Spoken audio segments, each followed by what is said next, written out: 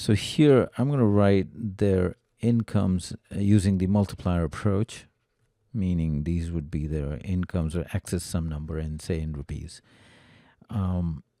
And they're paying this percentage of their income, so the rent paid would be, total rent paid would be 15% for the case of Kamal, and then Amal pays 12%, so that would be 12. And I'll leave this in this more general form and then worry about simplifying at the very end, then 18% for Vimal. And they tell us that the rent remains unchanged, but their incomes increase. So their new incomes would be, for a case of Kamal, would be multiplier 1.1. That's 110% of the original income.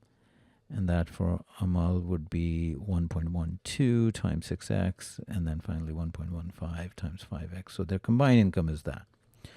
We need to find the rent paid as a percentage. So that's the rent paid. Trying to save time. That's probably what I would do in the exam. And then to convert that into percent, I have to multiply by 100. So you'll see that 100 drops out. So the quantity I need, and you'll see the x term also drops out because it's a ratio problem. And then that would be in the denominator. The x's drop out.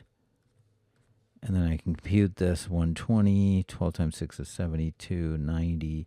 And then I have this denominator. So at this stage, you want to use a calculator because it's not like these numbers are nice enough to just do it by hand. Some of it you can do. So that's 192 plus 90. So it's 282 over this. And if you compute this, you will get very close to 13.26, which is the answer.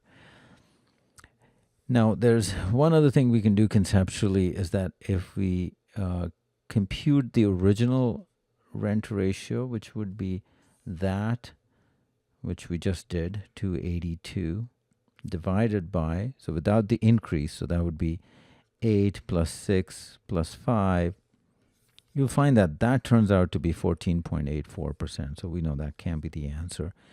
Because their incomes have gone up, the percentage would have to be lower than 14.84. So we know we can also eliminate that. So if we were just doing it that way, it will be down to these two choices. And of course, you'll have to do some work to decide between those two. But with just that approximation, you can at least eliminate half the choices and maybe guess one of these.